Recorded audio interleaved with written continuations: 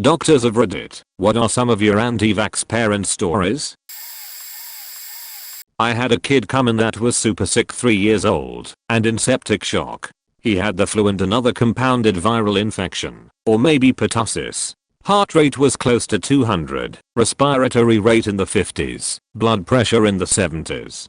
Kid was so faking dry that we could barely get fourths into him, and I almost had to drill an IO. We dumped a ton of fluids into him, started him on vasopressors, and transferred him to the local children's hospital. I had asked the mom if he was vaccinated, and she said no, vaccines have really bad side effects. They'll make you sick. I explained to her that not getting the vaccines had made her kid 10 times sicker than he ever would have been from any mild vaccine reaction. She told me I was a faking moron, and that I obviously have no clue what I'm talking, and that's the reason her kid was getting transferred. She also told me that recommending she vaccinate her kids was racist. Edit, didn't expect this to blow up, so some clarifications and answers to common questions. CPS was called, and, once again, I was told there would be no investigation. This is their usual response point. My wording about it possibly being pertussis was clearly confusing and misleading. I faked up how I phrased it. Pertussis is indeed bacterial. Made the edit to make it more clear. RN and NP student, not an MD. Point, this was like 2 years ago. I don't remember all the specifics. I didn't follow up with the other hospital about how the kid did. I try not to follow up on patients to keep things compartmentalized. I have the opposite of what you're expecting to hear. I assume point as a medical student. I went to see a young child, 1 year old, in the outpatient clinic before attending. The child was due for vaccines, and I talked to the parents about getting them on that day. The parents said they had reservations about them, so I talked to them about their reservations. We talked about all of the things they had read on the internet, and walked through each point one by one. One of the benefits of being a medical student is that you have nothing but time. I explained how vaccines are made and how they work. They don't have the mercury preservative they once did. Some vaccines are live, but attenuated, and others are immunogenic sequences bound to a protein, and why we get so many so early. That's when you're most likely to be affected by these diseases. They were concerned about the effects of so many vaccines at once. This is a common concern, but we challenge your system less with a vaccine than you see walking around in the world every day, and about them making the child sick. Not possible with anything but a live vaccine, and that's why those are attenuated. They're such a small dose that a non-immunocompromised individual should have no problem with them, even though you might feel a little sick, because we activate your immune system, and that's how you feel when that happens. The whole discussion took probably half an hour, and then they decided to go forward with the vaccines. As it turns out, most people are just scared. And who can blame them? With all of the misinformation in the world, it's easy to see how parents get to that point.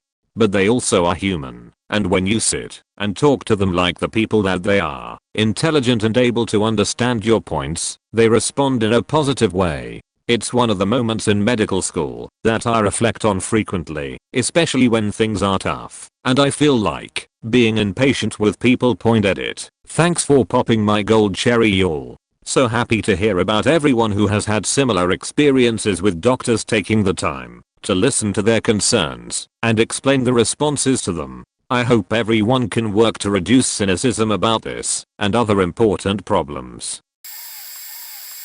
I was a medical student when this happened. My attending pediatrician gave me a heads up about the parent I was about to see and decided it would be best if he came into the room with me. 4-year-old kid came in with a horrible cough and difficulty breathing. It was almost sure as hell pertussis, a whooping cough. The kid was coughing so bad he vomited on the exam table. He went on to ask about vaccinating her kid, and of course she replied no, even though her son was damn near coughing up his lung right next to her. I think my attending had seen enough and had enough of her not vaccinating her kid, and had the following conversation with the kid's mom attending. Mrs. I have to ask you, do you trust me as your son's doctor? Mom, of course I do. Drive attending, well, there's 2 problems here that we need to address. 1. You either think you are more knowledgeable than me when it comes to medicine, and if that's the case I should no longer be your son's doctor. Or you don't trust me as a physician, and in that case I shouldn't be your son's doctor. Mom, blank stare on face attending. Will you please reconsider giving your son a vaccine? Mom, no, my attending obviously treated her kid, but after this whole ordeal was resolved he fired her and her son as a patient and referred them to another pediatrician. He had enough of her shit. I respected the hell out of him after he pulled this move. Edit. Thanks for the hardware, kind stranger.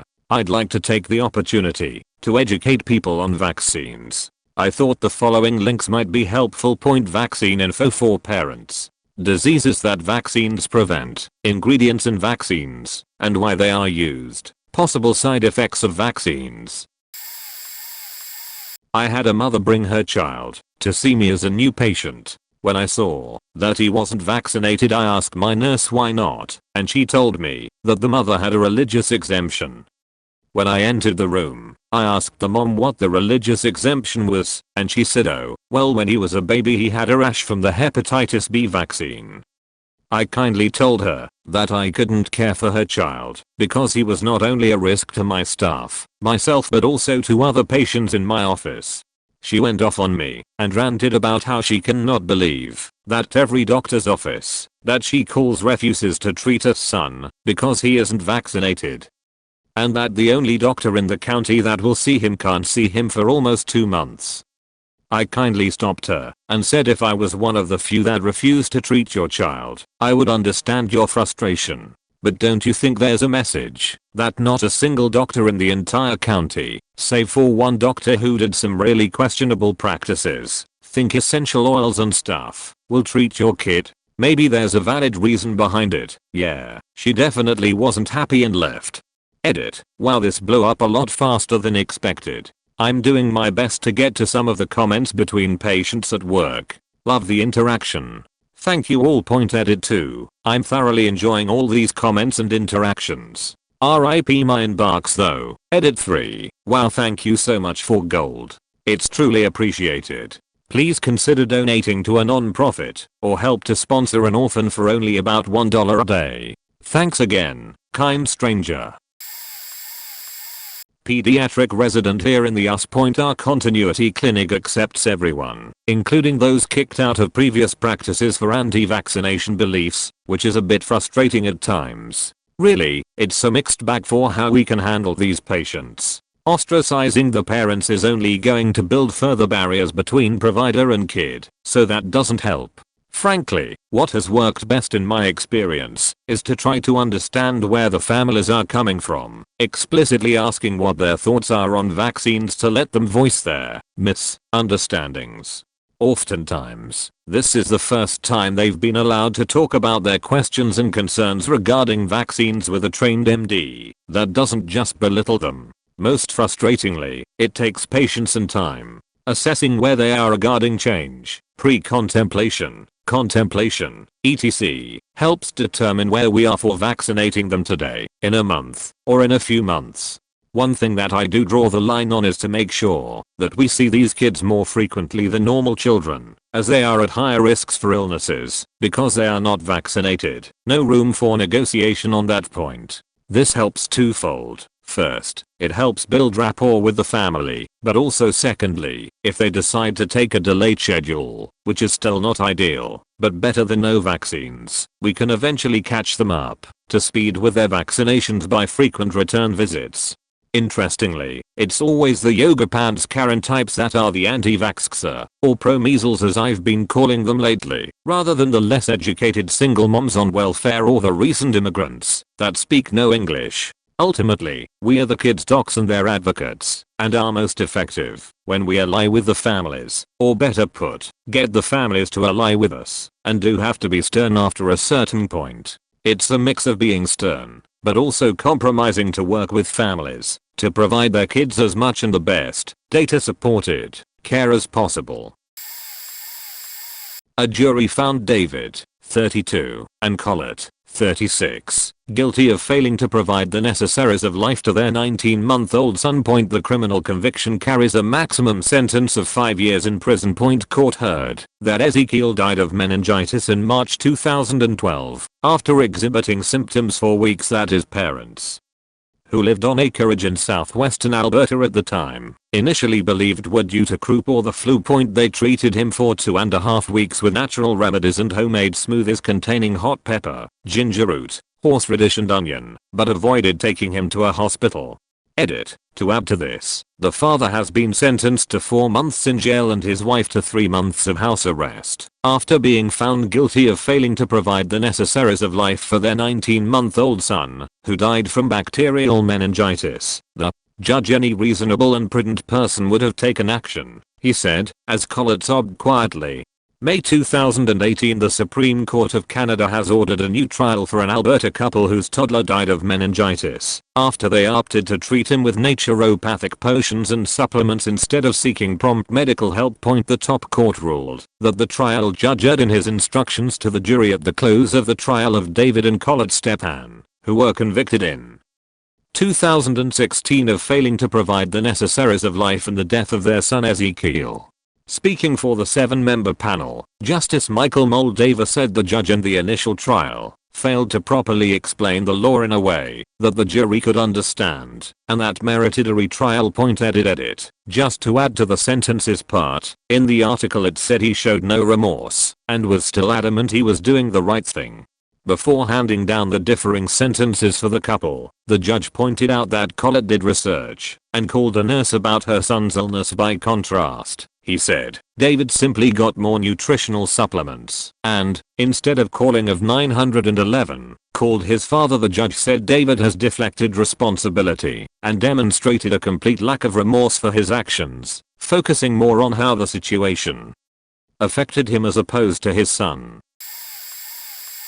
This story is going to lose something in print, but here goes. Was a med student at the time on a rob rotation. Was waiting for my attendance when he came in and just basically grunted and lightly tapped his head off of his keyboard before beginning to click away. I asked what happened when he explained that the couple that was here for a C-section were refusing vaccinations. Now, vaccinating is a topic I have strong feelings about, so I asked if I could go talk to them.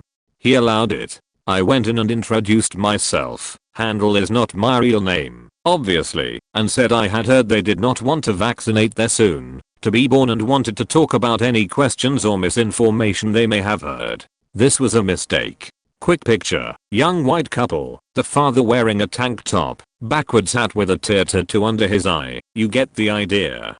He explains, my buddy out east, he has kids, yo, and they got vaccinated, and now they slow. Like I said, this loses something in print. I got other kids and they ain't vaccinated, and they ain't slow. That's proof right there. I knew what I was getting myself into, but continued the conversation trying to let them know the truth about vaccinating. About 10 minutes later of me hitting my head against the wall, I realize there's no way I'm changing their minds. So I take my leave.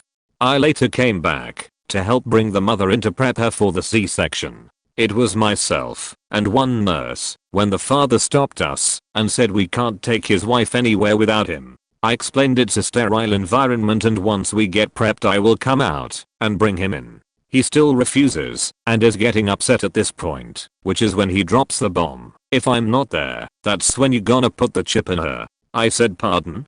He went on to explain he thought we were going to insert a chip that would control his wife or keep tabs on her or something along those lines. Ended up convincing him to wait 10 minutes and I would come get him. It took everything in my power not to write on her arm insert chip here. During the surgery my attending actually ended up convincing him to allow certain vaccinations. I can't remember which, but it was a small victory.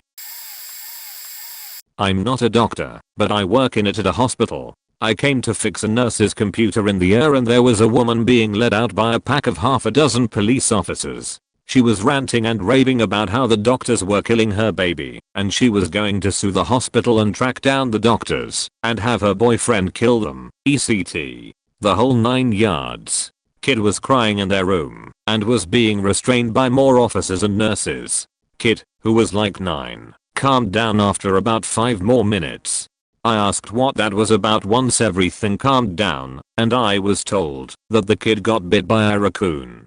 Animal control had captured and destroyed a raccoon that tested positive for rabies on the same street that the mother and child lived on only a day or 2 prior. Animal control was actively searching for this raccoon as well, since it had apparently just gone up to the house in broad daylight and entered the garage where the kid was playing and bit him before running away.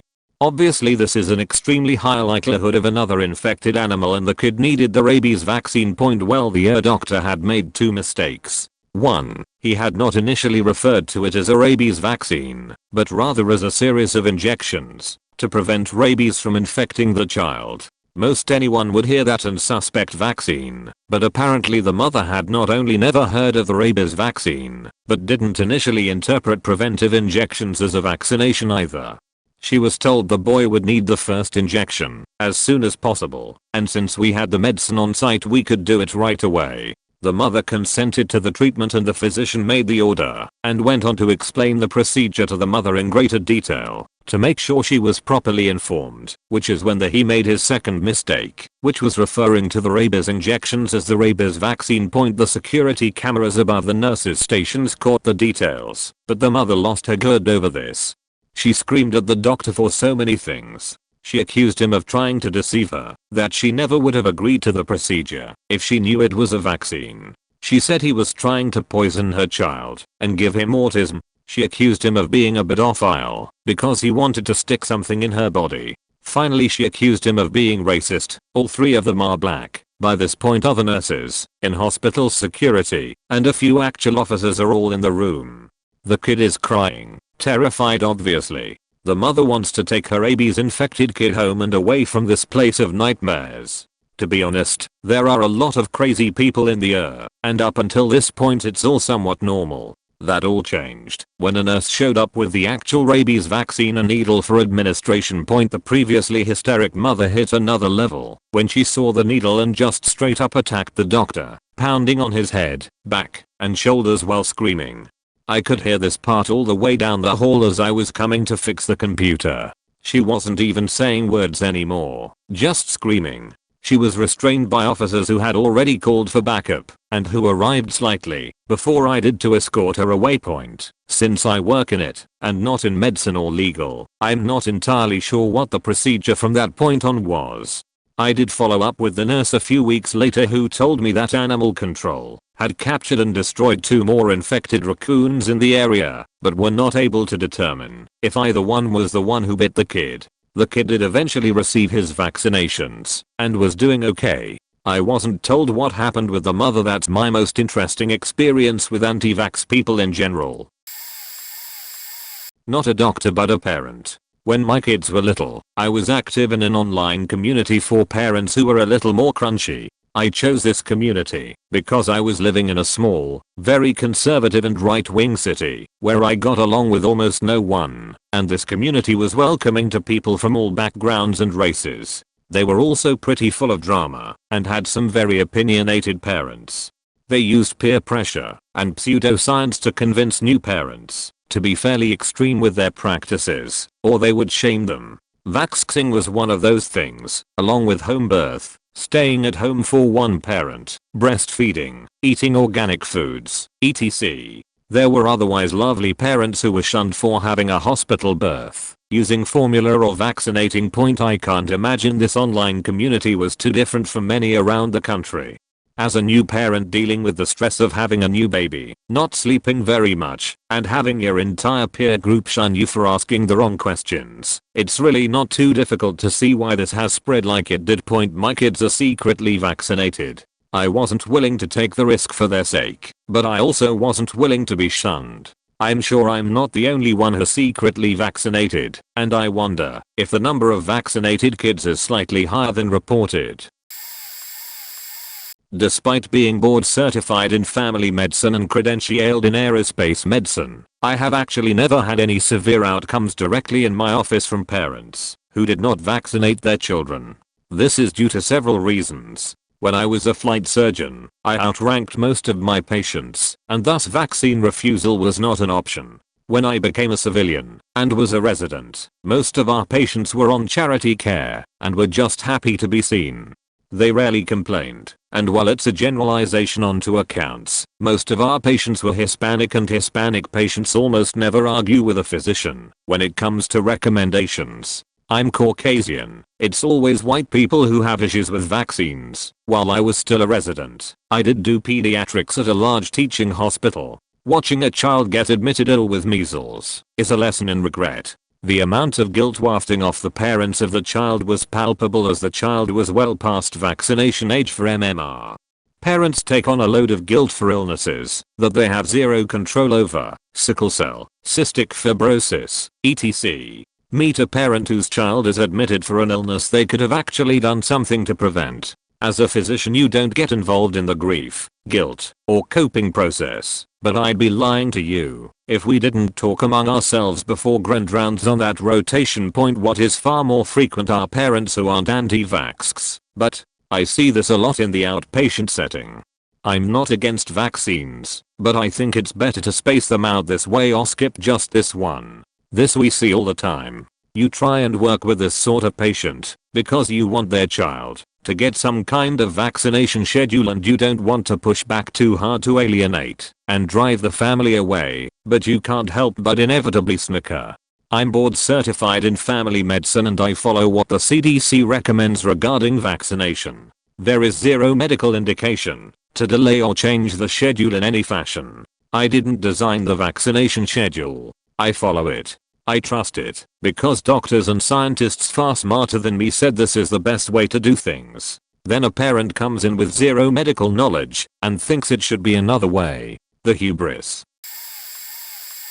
Not a drive. When I was a kid I was in Boy Scouts. I was older, around 16 to 17, and one of the younger kids around 12 was from a really religious family that homeschooled all the kids well. This kid had to go to the bathroom at 2 in the morning. So he got out of his tent to go piss. He was barefoot and cut a large slice into the ball of his foot by stepping on a piece of flint. The gash was almost 2 inches long and needed a lot of stitches. I was the largest person at the camp, so I had to carry the kid a mile to our vehicles.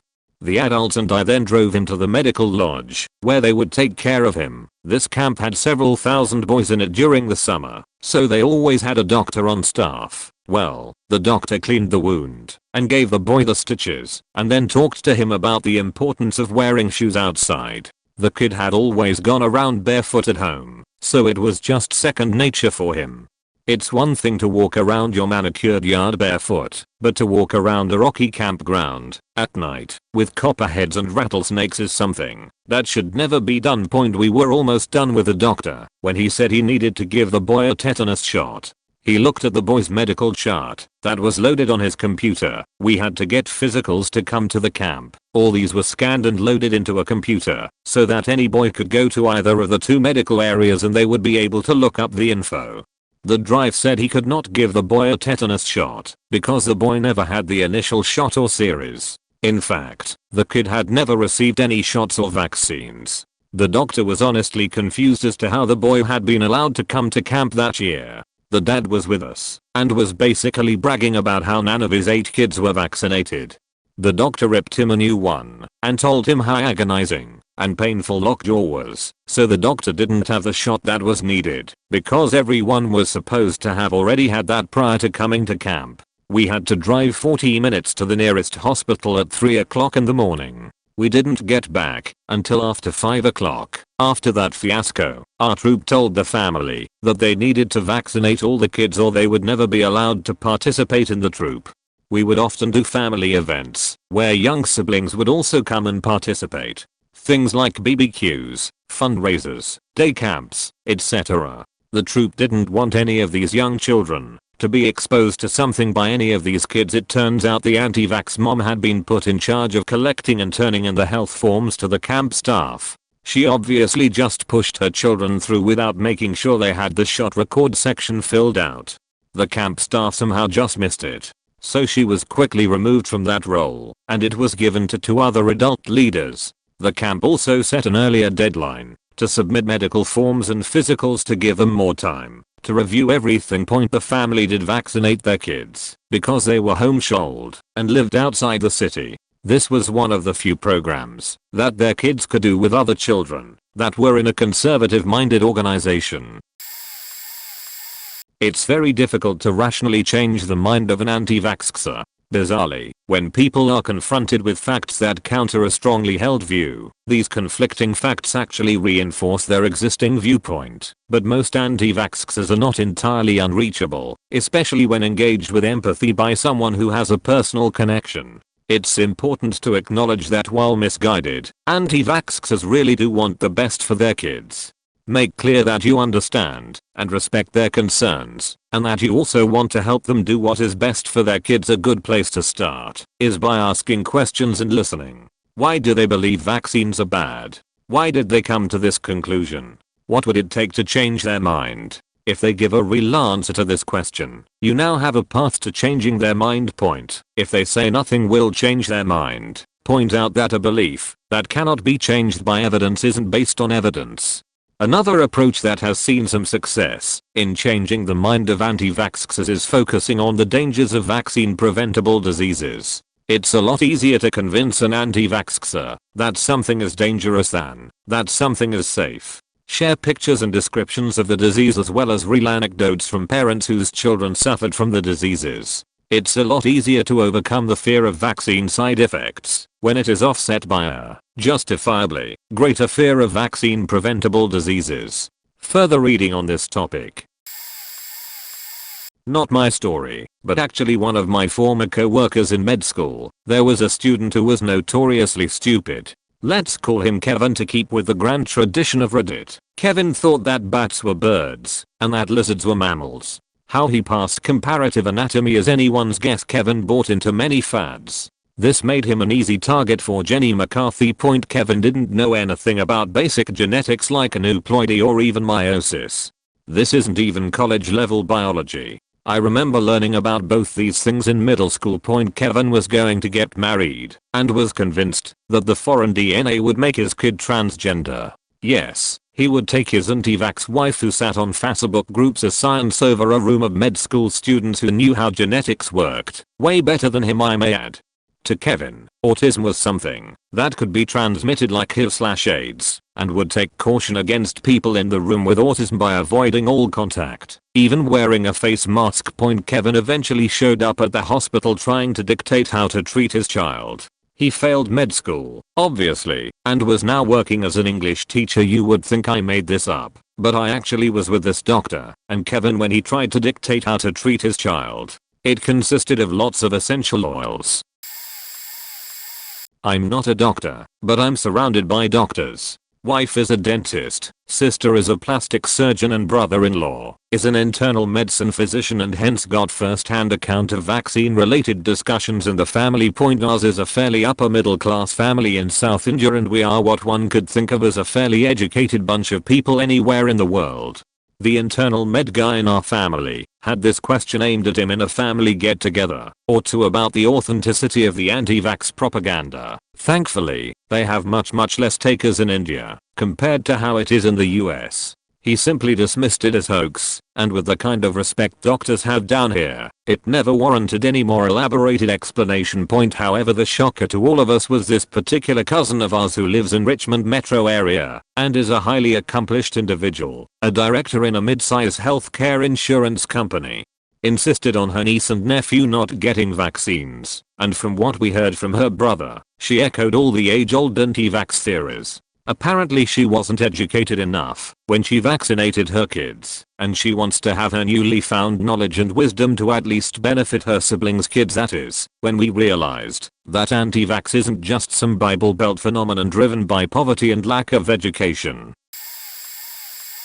Pediatrician for 28 years here. The stories of changed minds do exist, but in my experience, they are few and far between. Most of those who refuse are upper middle class, well educated, and have done personal research that has entrenched their opinions. I had one family years ago who all got pertussis, the whooping cough. They were miserable, but still had no regrets, believing that their choice was the best one for their family at the time. I don't argue with beliefs, and they remained my patients until they aged out.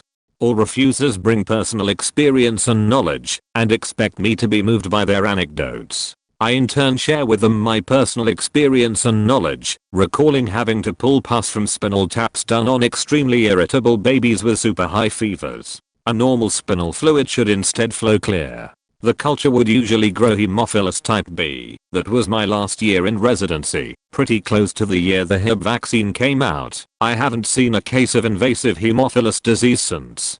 But my experience and reason doesn't matter for many, and regurgitating the plethora of studies in favor of vaccines only solidifies their standpoint. The most sobering case was a neonate, too young to be vaccinated, who was exposed to a community of non-vaccinated children out west. He was diagnosed here, east of the Mississippi, and spent 3 weeks in 3 different pediatric ICUs in the area, before he was stable enough to go home.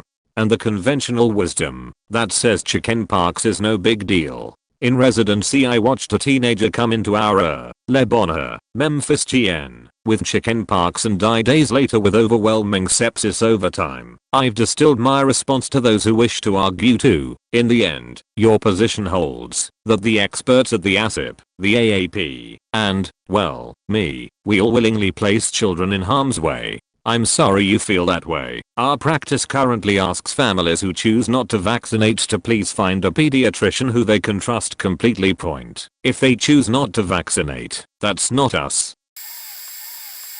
So I posted this question to my dad, who is a doctor. He mainly handles geriatric patients, but he related this story to me from his cardiology residency in the 80s, when he did a lot of work on remote Indian reservations and occasionally he brought patients outside of his niche. He saw bubonic plague and lots of other weird shit. One community on a reservation did not regularly send many sick people to the clinic.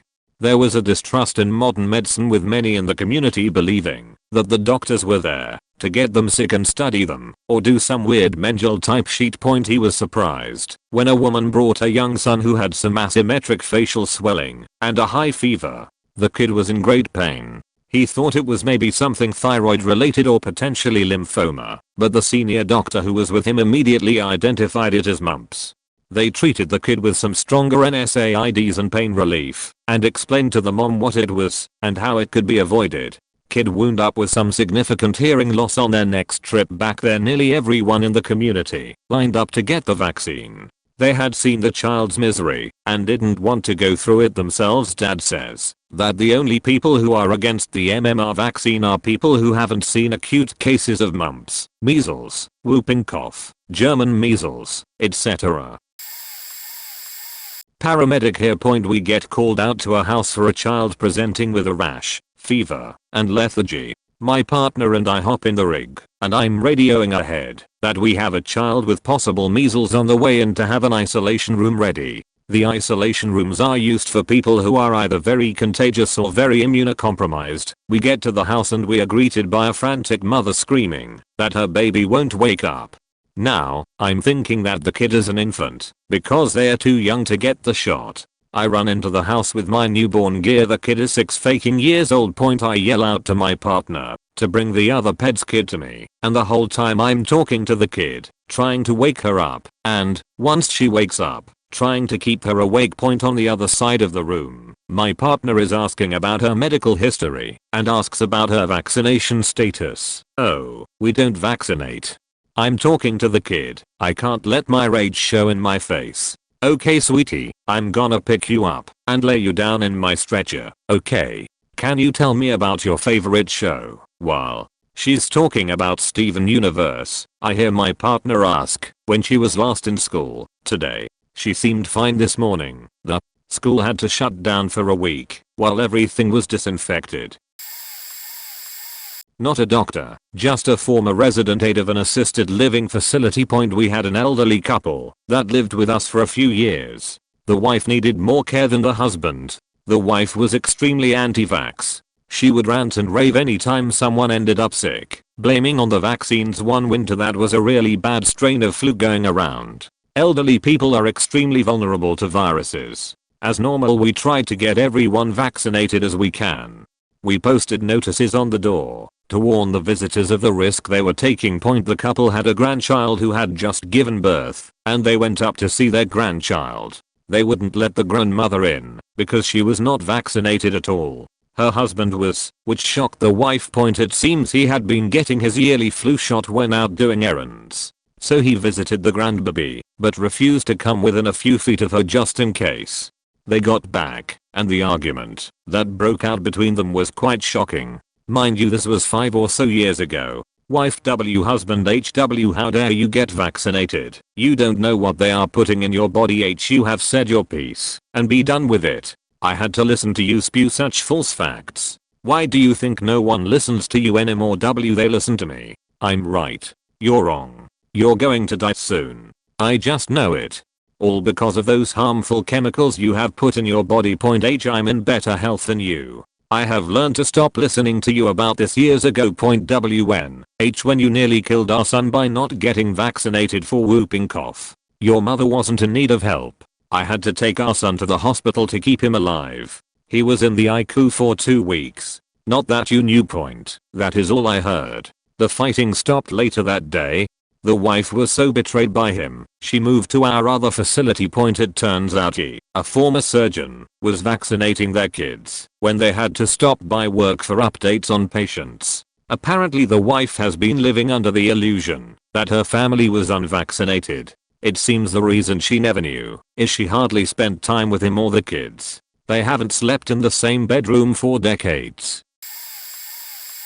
I know of a couple whose first 3 children were vaccinated. The girl was highly antisocial and was bipolar and had major social anxiety. The 2 boys were both autistic. Then, years later, they had another child, so they decided not to vaccinate him because they feared that maybe their children were allergic to something in the vaccines. That child didn't exhibit any of those problems the older ones had. They decided to have another child and again, didn't vaccinate her. She turned out very normal with great social skills. They figured they could wait till the kids were older and their brains were more developed before they gave them vaccines. That way, if there were any negative effects, it would be easily identifiable, since babies can't tell you if they're being hurt by vaccines. Well, the son's 11 now, and the daughter's 7 now, and they're both totally opposite of the older ones. The parents are considering whether they should vaccinate them now, but they are worried that if they do and somehow the children's mental state changes, they will never be able to forgive themselves.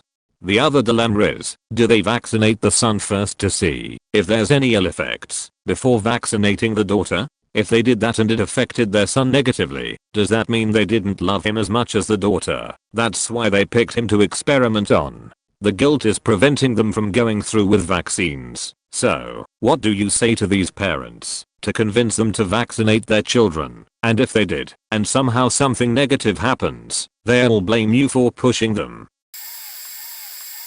During my 3rd year of medical school, I saw a young mother, mid-20s, 4 times during the course of my PEDS rotation. She brought in each child for a separate visit, and each time was with a different baby daddy. The first 3 children I saw were growing up healthy and hitting their milestones. The 4th one, though, had just turned 6 months, and I could tell that this baby daddy was completely different from the previous ones. He was maybe about 20, sat in the corner of the exam room annoyed, and didn't help calm his child down when she would cry. When I brought up that they needed to begin the process of getting their child on the vaccination schedule, he immediately said no. I looked to the mother, who had vaccinated her other 3 children, for her input, but she stayed completely silent and avoided my gaze, unusual behavior for someone I had built a rapport with. I turned back to the father and asked him why he didn't want me to vaccinate his child. He looked me dead in the eyes and said, because all it's going to do is make her cry, and it's going to be annoying. I was prepared for literally any other answer, but I maintain this is probably the dumbest thing I have ever heard in my career so far. Idiot. Another anti-vax parent I met was a family who I met during residency. My attending had told me that the family was clearly part of the wandering gypsy community that she has had some previous patients from. Went in to see this 3-year-old child. Would you believe it? He was 67 pounds and looked like a meatball. Couldn't sit up on his own, literally rolled himself onto his feet. Anyways, mom said no need for vaccinations because the spices from the food she fed him would keep him safe. Asked her what she fed him, her other child in the room immediately yelled, Big Macs and French fries. I'm glad I never went into PEDS for my field. I couldn't handle this kind of stuff. So, I see this debate often and have been on both sides. When my daughter was about 1 year old, she received the MMR vaccine. Not less than 24 hours later, she began to develop small red dots on her skin and bruises kept popping out of nowhere. As a new parent, I had no idea what to think of this. The last straw was us walking through the grocery store. My daughter tripped and hit the hard floor with little intensity, stood up and had black gums that were gushing blood everywhere. To the ER we went. She had ended up being diagnosed with something called ITP and was just a couple of good bumps away from some serious trouble. Seeing my tiny child hooked up to fourths and miserable in an extra padded crib to protect her was almost more than one parent could handle. I mean, I watched my wife crawl into the crib to comfort her as she needed the love. We were scared as parents for the time being. We asked the doctor what could be responsible for this, and their educated guess was that it was an adverse reaction to the MMR vaccine. Yes, that's what we were told. We decided to hold off on the vaccines until she had developed a bit and wasn't so new in the world. We ended up having a baby boy as well. We just decided to vaccinate both of them just a couple of months ago, both aged 6 and 4, respectively. After what we saw, we were scared to see it again. 3 months later, no ITP into healthy children, but it took a leap of faith for sure. I understand there are ignorant people when it comes to vaccines, but we don't know everyone's experience and therefore should ask questions before we make any harsh judgments, as we humans so often do. We weren't trying to bring harm to other children, just protect us also. What are the dangers of taking an unvaccinated child to a clinic where, assumingly, everyone else is vaccinated? Wouldn't that kill the virus right there? The herd thing maybe? Maybe it's because of the risk of another unvaccinated child being there as well and contracting whatever is there. Thanks for reading, folks. I'm not a doctor, but I used to work in a pediatric office. As a new practice, we would be fairly lenient on vaccination schedules because we needed business, so we would do alternative schedules etc. Well, this one lady calls in a tizzy. Her kid has the pertussis. Of course I'm concerned initially, grab the kid's chart and walk over to the doctor and inform them of the situation. Well, the doctor at the time was with someone or in a room. I hop back on the phone to inform the parent that the doctor is busy for a moment and ask if they mind waiting. Well, guess who flips sheet? This is very serious. Don't you know that my child could die working with the public in that kind of setting? You get kind of used to it. They think we don't have other patients and that we can drop everything. Entitled people, sadly, are the norm. It was her tone and the way she said things though, as if I were the stupid one. That's what really gets under my skin. So I'm thumbing through the kid's chart as she is educating me on how serious the situation is, and lo and behold, what do I come across? A signed refusal to vaccinate form with tap being one that mom signed to refuse. Because I wanted to keep my job, I kept my mouth shut to the mom. It took every ounce of me not to say what I was thinking. TLDR, certain people shouldn't procreate. Medical doctor, Australia. A bit of a different perspective point. As a medical student, I volunteered at a learning center for children with autism. I remember speaking to one caring and delightful anti-vax mother. She had 4 out of 5 sons enrolled at the center. As we know, autism has an unpredictable but definite genetic predilection in that it can run in families, but without any pattern regarding who it affects. This mother's first 4 sons were fully vaccinated and all had autism.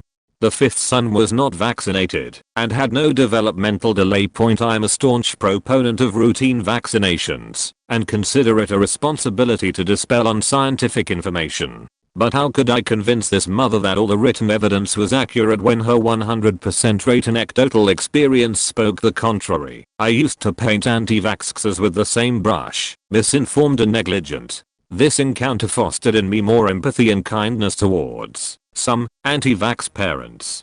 TLDR, met mother of 5 children, first 4 vaccinated and autistic, the 5th unvaccinated and developmentally well. Sometimes life makes a decent parent. Anti-vax. Edit, being rapidly downvoted as a medical practitioner who is very much pro-vaccine, including compulsory childhood vaccinations, is quite disheartening.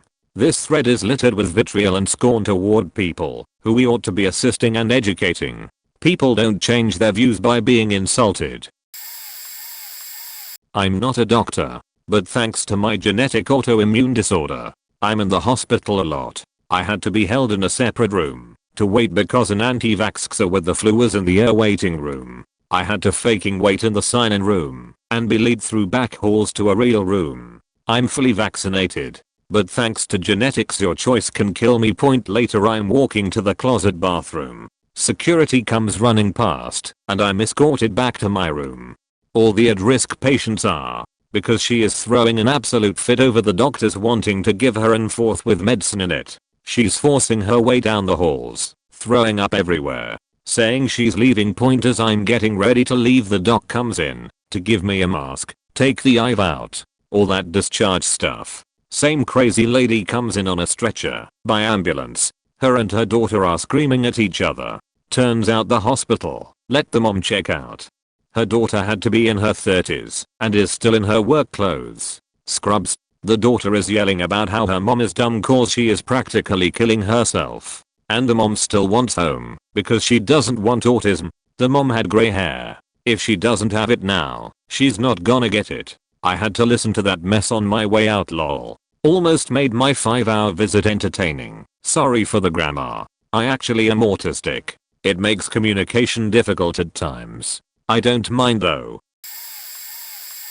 A newly minted doctor here, so I have somewhat limited experience, but I have made a few observations. I would say people are anti-vax due to the following factors: ignorance. Infectious diseases have stopped being the killer that they used to be. It is very emphasized that pneumonia is the only infectious disease that is in the top 10 causes of death. Thus benefits of vaccination are not immediately apparent and the downsides are invented/exaggerated by social media. Education, conversation and a good doctor/relationship helps arrogance. Doctors are almost universally respected, and when it comes to medical decisions happen to be authority figures. Some people just cannot accept that they are not experts in everything, and they latch onto anything that makes doctors look bad or stupid. Insecurity ties to arrogance. But I see a common trend of people who are stay-at-home parents or are in dead-end jobs and they feel ashamed about it on some level. They consume these conspiracy theories because they make them feel good about themselves. Also, entire communities form around these beliefs, and it is very comforting to be part of a selected community. One image from Facebook comes to mind where there are two images, a tiny brochure with a caption, "What doctors know about vaccination," and a massive time with a caption, "What I know about vaccination." Basically, people want to feel good about themselves, and it is much easier to tear others down than to elevate oneself. Laziness. Sounds crazy, but this is a big part of it. If people truly believed that vaccines are dangerous, they would not care about fines or being barred from public schools. However, countries that implement these measures end up with much higher levels of vaccine compliance. Suddenly. Paranoia/skepticism. Skepticism is a nice healthy quality to have. However, skepticism needs to be moderated as well.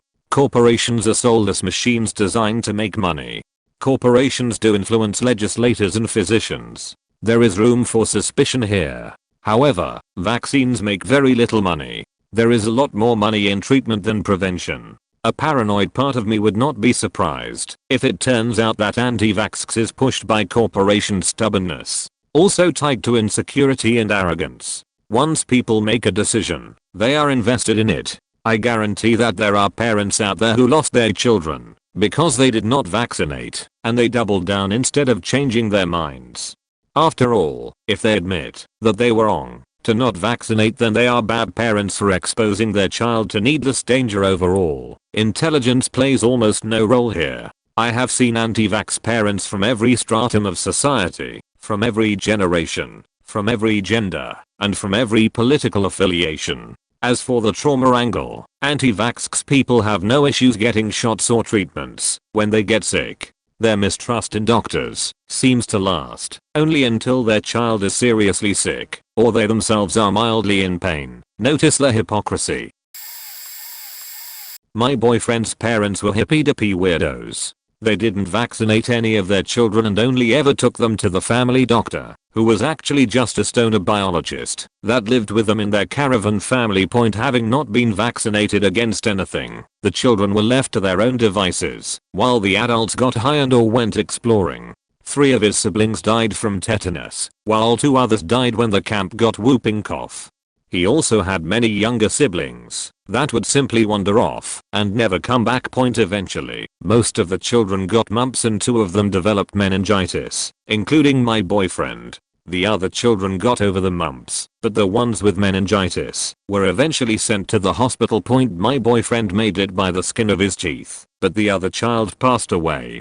The family had lived completely isolated from the rest of the world up until then, but the meningitis incident was enough to get my boyfriend out of there and have the rest of the children removed. We have absolutely no idea what happened to the caravan family or the other children. My boyfriend was adopted a few years later and caught up with the rest of the world after a few more. He has memory problems, can't deal with numbers, and has issues with balance, but he's so emotionally mature and is one of the kindest, most selfless people I've ever met. It's sad that he has neurological problems, obviously, but I think this is probably the best outcome he could have had. I met him when we were young adults and he doesn't remember a whole lot of what happened, so this is just bits and pieces of a much larger story. I hope it's cohesive enough. Not a doctor, but a scientist working in medical communications. Had a very long discussion with my friend, who was scared of her baby's up and coming vaccinations. She was worried because 1. She had 2 friends whose babies had vaccine injuries and 2. Her research had not found much on vaccine injury from credible sources. My approach was to put everything into context and then appeal to her emotional side, and it went something like this: agree that vaccine injuries do happen, and her friends got unlucky. Then told her that she knows 2 people, but out of how many thousands of babies getting the same vaccine, to put the risk into context. Agreed that physicians are not always the best at explaining low risk as they don't necessarily have the time to go into details on something. It's enough just to say it's safe. Touched on the point that she hadn't found any credible research on adverse events. Not because it was being hidden by doctors and big pharma, but that the risk is so small versus the benefits that we, rightly or wrongly, don't talk about it much. Mention that every treatment has side effects. Some treatments have horrendous ones that are far more likely to happen, such as chemotherapy. Would she refuse chemo or antibiotics if she knew it had a good chance to save her life despite the high risk of side effects? Thanked her for saving the lives of hundreds of people she would never know. Most normal people worrying about vaccines are just scared, and I think we need to do a better job of allaying those fears rather than saying it's safe. Don't worry about it. I'm a UK doctor, and there's 2 cases that come to mind about this. I have a young mother come in about a month ago, probably mid to late 20s, with her 1.5-year-old boy who probably had a case of viral illness of unknown origin. Wasn't serious, but the child was still unwell and needed admission to stop him becoming dehydrated for DNV. I get round to asking her if he's been vaccinated, and she says no. Flat no, with no strings for me to pull. So I made my own quote, can I ask why he hasn't been vaccinated? She said quote, because I don't believe in them. 60% of them don't work anyway. I've read studies now. Given the fact that I also have a master's in immunology, I could have gone to town on her about how vaccines work and grilled the shit out of her, but we were busy and I didn't think it would have been the most professional act ever. It really wound me up. Regardless, I wish the parent from number 1 would have been around to see this. Last week a 16-year-old girl was brought in pretty unwell with bilateral parotid swelling, which turned out to be mumps. My colleague saw her and her mum and asked if she'd been vaccinated, to which the answer was quote, no, I didn't think it was the right decision. Hopefully the patient is okay. Parents, vaccinate your faking children. It's inexcusable and ridiculously selfish. Obligatory. Not a doctor. Actually, I'm an EMT. This wasn't a definite anti-vax, but it was kind of implied given the situation. Also some context. Unsurprisingly, I'm not exactly foreign to the idea of vaccines. I was fortunate enough to receive triple citizenship due to immigrant parents from vastly different countries, but I also have to maintain the vaccination requirements for those citizenships. I visit every other year. This means I have a smallpox vax. I get regularly boosted for meningococcal, yellow fever, rabies, malaria, pills, typhoid and my other regulars given I'm a pretty good college student and extremely socially aware. I spend my time coaching my autistic friends and classmates on social cues. If they so request the help, I would like to think maybe my over-vaccination doesn't result in autism or other issues. I'm also pretty healthy, a good weight, good mental standing, strong, for a tiny girl that is. So what's that telling you? The story. I was rigged up with a man in his late 20s, referred to as Sam for the scenario, as my ALS provider. He's a real card, sweet guy, teaches me all the ropes about EMS as a whole. Our driver, Chico for the scenario, was a little older than both of us, same humor, very chill guy. We had a pretty benign call to an underage part with general malaise that needed transport. Figured it was a drunk kid point. When we got there, we were basically introduced to this pale, borderline skeletonized 14-year-old boy at the door.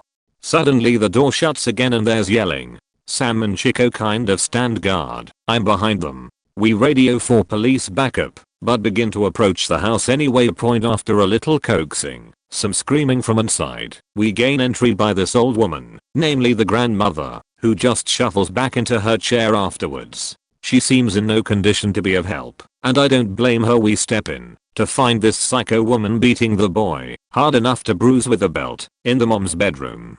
Some of the phrases I still recall well enough were "for your own good" and "evil" being tossed around. By my deduction, in retrospect, she thought vaccines were somehow evil, or maybe us. Sam and Chico look at me, as I'm the only female, so they assume I'd relate better to the woman. Very wrong. I approach with the classic "excuse me, ma'am, did you call for EMS?" She screams like a banshee about how she would never call for EMS because they would poison her son or something along those lines.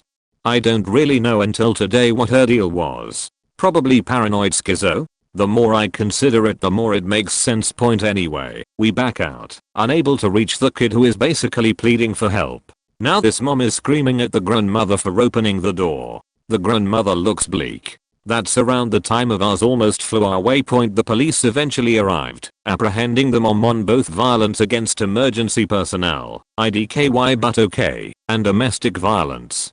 The boy, as far as I knew, was diagnosed with pertussis. That seems to be the most prevalent of the VPDs in anti-vax families, at least from what I have seen. That and tetanus. The boy also had some kind of parasite from food. I'm not quite sure about what the mom's situation ended as, or the grandma's. There was no dad in the house, but I can imagine the kid will not be returning to the mom. You can imagine the PCR was a Spanish novella's worth of writing. Edit. A clarification. There's so many comments already, so I bet no one will even read this, but I'm sharing anyway. So here goes. I started university early, on the path to be a doctor. I wanted to be a surgeon, specifically a cardiologist. I went all the way to med school, and when I got there I got a big huge slap in the face. The actual heart patients aside, every rotation I did had a handful of patients who thought they knew better than the trained teams of experts who were paid to treat them. Patients have little to no idea how hard and expensive and emotionally taxing it is to become a doctor. Most people become doctors because they want to help people, save lives, make the world a little less shit than it was before, etc. Patients saw us as know-nothing hacks with fat bank accounts. Yep, that's a direct quote from a patient I treated in the note, docs don't get paid that much, insurance is where the cash is anyway. I had so many sick kids and anti-vax parents come in that it literally broke my spirit. I had mothers more worried about autism than their child dying from a preventable disease. I had fathers trying to convince us that they don't need vaccines because God's will is stronger than medicine. I had grandparents fighting for custody of dying children because the parents wouldn't give them life-saving medicines. The worst part was that no matter how hard I tried, no matter how much real evidence I showed them of the safety and effectiveness of vaccines, they still would refuse and dig into their misguided beliefs. I quickly learned that some people simply don't want your help, even when they say they do. You can't make these people understand. These people literally broke me. So I quit. I got my degree in history and language studies. Fourth year med student reporting in point had a rotation with a pediatrician where we ended up in the classic encounter with an anti-vaccination parent. Point, this lady was a conspiracy theory magnet. She casually mentioned everything from 9/11 to chemtrails. Of course she loved the idea of the vaccine conspiracy as well, opting to not protect her 1-year-old to stick it to big pharma. Point, I relayed all of this to my attending after my exam. I would see the patient first, gather history and do my exam to present to my attending physician. He got this sort of lazy smirk on his face that screamed, "Watch this." We go back into the exam room and we cover all of the important bits of a well-child encounter. Growth charts, behavioral milestones, nutrition, sleep, and then we get to vaccines. She lists approximately 15 reasons why vaccines are more dangerous than the disease they protect against, lol. In addition to the various evils of the pharmaceutical industry. Point, my attending listens quietly until she's done with her soapbox about one eternity later, and then interjects with, "Have you considered the possibility that anti-vaccine propaganda could be an attempt by the Russians or the Chinese to weaken the health of the United States population?" In a moment of catastrophic cognitive dissonance, I swear I heard a strange popping noise as her brain misfired. It actually broke her. The allure of the increasingly ridiculous conspiracy theory was just too strong. Point, she ended up agreeing to a modified vaccine schedule. I was flabbergasted. My attending just grinned at me in response. To this day I'm not sure the medical ethics of the situation are totally palatable, but goddamn, the result was amazing. This happened when I was in medical school. I was in my pediatrics rotation, my first one fresh out of exams. At this point in med school you learn everything by the book, and I hadn't learned the clinical way of doing things anyway. The way it worked in his clinic was the secretary would do vitals and we'd get a card with the chief complaint and vitals. So about halfway through I get a card that says, "Vitals, ZCC, mother sent a letter from school saying child needs 6 vaccines to continue on with next grade." This was the time of year the ped's office was busy due to back to school right around the corner and lazy parents remembering they needed vaccines for their children. Point, so I see this lady, she says to me that she doesn't want to vaccinate and that I need to sign the paperwork so the school can accept the child. I told her that's not how it works. No doctor in their right mind would do that. She throws a hissy fit right away because blah blah. I just said the doctor will be in a second and go outside, shutting the door. The attendant comes and asks who the next patient is. I show him the card and say she's pissed about vaccines, and he rolls his eyes and says, "I know this lady. This is her 4th and last child she did this with. All her other 3 were vaccinated eventually, but she tries dragging it out in hopes everyone will forget about it." Point, he says to me, "Get ready to learn some medicine they don't teach in books." We go in, and they immediately start speaking in Spanish. I don't understand Spanish, so I have no idea what they're saying. Next thing he says to me is, "Get these vaccines ready." So I start doing it, and end up with 4 syringes. The kid is in shorts, and he tells me to hold his leg. Point, he grabbed all 4 at once, and stabbed the kid, injecting all 4 in at one time. Said kid is wailing, and he says to him in Spanish, "Your mother did this to you, and keep that in mind next time you get a letter from school." The mother said nothing the whole time, and the kid looks at his mother and says he hates her. After all the hoopla died down, he took the kid into the other room with Candace and said to him, "Take as much as you want," then explained to him what happened and why it happened. Then he said to the mother, "You need to stop this, because in the end you're just hurting your own children." Point, this lady had no real reason for being anti-vax. It was mainly just uneducation and fake stories she hears. She never mentioned autism and the regular excuses you hear.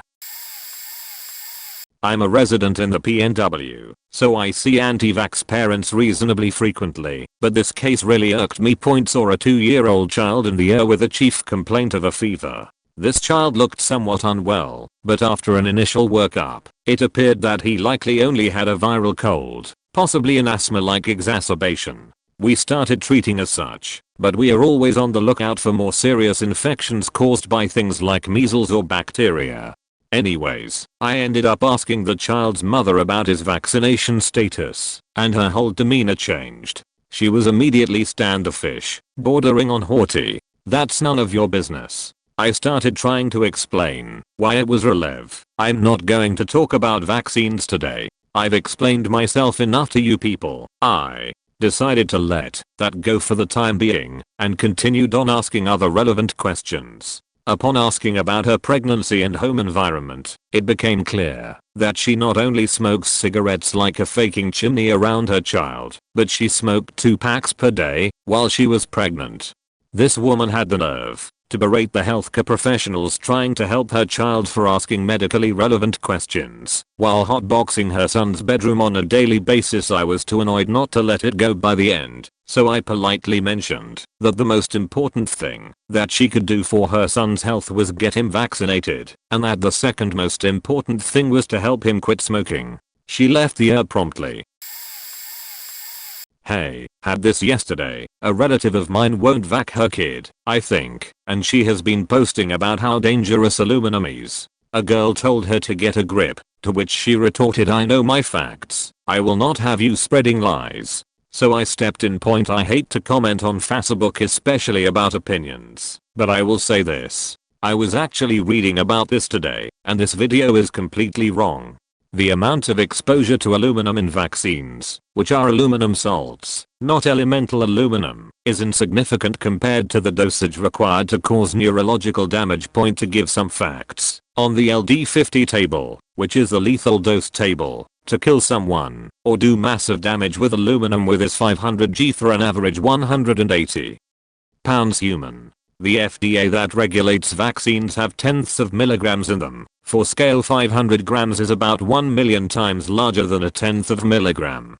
Aluminum in vaccines is perfectly safe. A baby will be exposed to more aluminum from breast milk than vaccines. It's kind of like making the statement salt needs to be banned. Why isn't the chlorine ingredient in salt seen as not a problem as it's considered a poison? Well, because it's such a small dose that it's fine. Or it's like saying nitrogen is scary because it's used to make cyanide and bombs. Well, 70% of the air we breathe is nitrogen, so again its dosage is a useful link is here. I'm not a doctor, but I study biomedical sciences, so I know quite some things about the immune system and how vaccines work. There was a time where I needed help from a shrink. She graduated as a psychiatric nurse, and she always made a big show about how to deal with my feelings and emotions and such. I already thought it was kind of weird, but I kept seeing her because I really needed the help.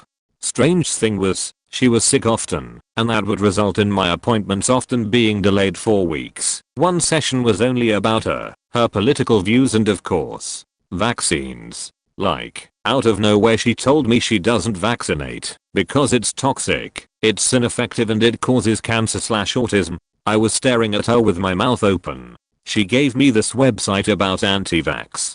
So with my scientific background I read the website, and it was full of BS. And the sources were extremely outdated. And I told her so the session after, and she just remained silent. Needless to say, I'm not going to let someone like that tell me BS about a topic I obviously know more about. And I'm not going to have my appointments rescheduled over and over again because Missy doesn't vaccinate. So I switched to another shrink. This anti-vax woman was a complete lunatic. In my opinion, these kinds of people aren't supposed to be nurses. Oh my god, I will never forget the Jones family of Westland Road. This was the most god-awful family of absolute idiots in New Jersey. Mind you, this is in Verona, a town whose high school mascot, the hillbilly, was only recently updated to remove the rifle and jug of moonshine. These days he carries a dog and a fishing pole, but I like to think that Jim and Terry are single-handedly carrying that legacy into the future. Jim was always drunk, but thought he could fool everybody by wearing big black sunglasses and, I suspect, taking a few key bumps in the bathroom just to even things out. He'd be sitting in the waiting room with these giant sunglasses on, smiling, bopping his head back and forth like there was music playing, and when you come in he'd stand to greet you with a big handshake and a smile. One time I had to leave and get a bottle of Hibiclens because we were going to supurate a boil on his inner thigh, and when I came back he stood up again and greeted me with that same big smile, like he didn't even know we'd already done this routine.